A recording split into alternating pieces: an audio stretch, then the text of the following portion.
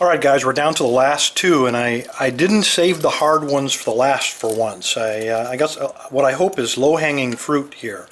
I have two locks left, and this is a Kwikset key. This is a Kwikset, and this is from the Norseman Lockpicker, pinned up by him, so it's probably not a standard Kwikset. When you move the core back and forth, you can see a lot of floppiness here, telling me it's probably all some kind of security pins, or maybe those T-pins. So I don't know what the key looks like. I have not opened this one. And so what I will do, I want a deep hook, and I'm going to try to use Dan's custom hook. It's kind of deep, as you see there. Beautifully finished, should slide in, not too much resistance, which is what we want. Get the maximum feel. Alright, let's see if we can find the binder.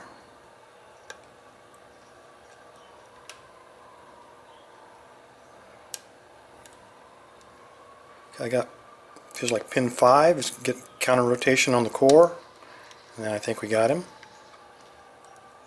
And I'm not making any assumptions. These are normally 5 pins, but knowing Norseman Lockpicker, he somehow squeezed 11 pins in here. Kind of surprised me on that red tagged lock. I wondered why it took me like 100 tries to get it open.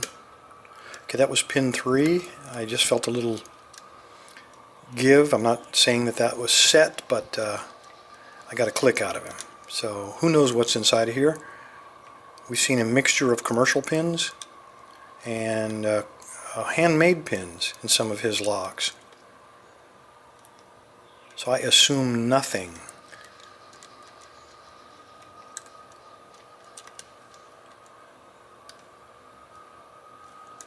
I don't even believe these colored tags either. I mean, in Norway they got a weird warped sense of difficulty. Green is supposed to represent easy. Okay, that was pin 2. I kind of forced him. I wasn't expecting him to give. I was testing him. I thought he was already set.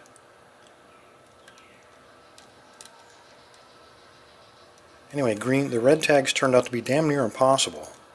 So that means the green ones are probably just plain old hard. Okay, I got no feedback. I want 5 and 4 feel like they're completely set.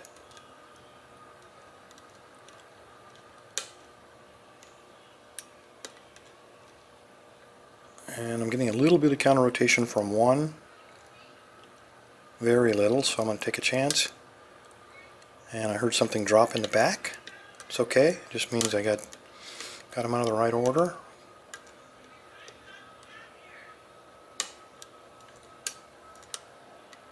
Come on, baby.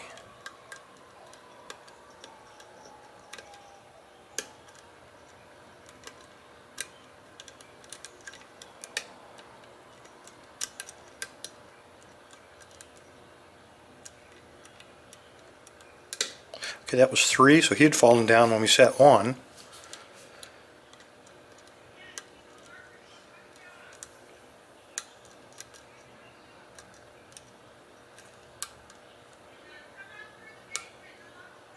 Okay, I'm getting counter rotation on 5, and I got a good fault set going now. And I'm on 3, and I got a good counter rotation, probably a spool. Take it back, that's pin 2. And there we go. Alright, let's cut it. We're at what, 4 minutes. Let's find out what he put in here. Maybe that was a green one. I'll give you that. Alright. Need a clip remover. And the easiest way to get these off is put a tip of a screwdriver into that little groove and pop it right off. There we go. And a medium. Doesn't really matter which end we use here. Angle this down so everybody can see. Sorry about that. Alright, the pins are up there. So I'm going to slide her in just like this. Uh-oh, we're stuck on something. There we go. Come on, baby. There's something stuck in the keyway. Must be one of those T-pins. I hope it's the last one. I'm going to go ahead and pull the core. Oh, there we go. Oh, we got 2 of them that have popped out here. Let me set the core down so I can get those. Looks like I've pinched the spring at some point. Alright, these are the ASA serrated, and those are probably in 2 and 3 because 1 I can still see him right there on the front. Nope. Oh God. He had these things stacked like crazy. We had a T-pin and a spool, it looked like, stuck in one hole. I don't know why we would do that. I've ruined that spring. Let me pull them out of the way. Must have been, I caught the follower, must have gotten caught up on the T-pin, and then I forced it and I pinched these 2 springs in here, and I'm caught up on the last one there.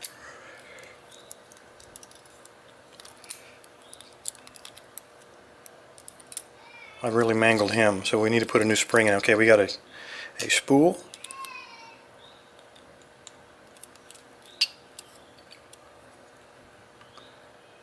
Okay, it was only 5 pins, so I have really mangled this one up.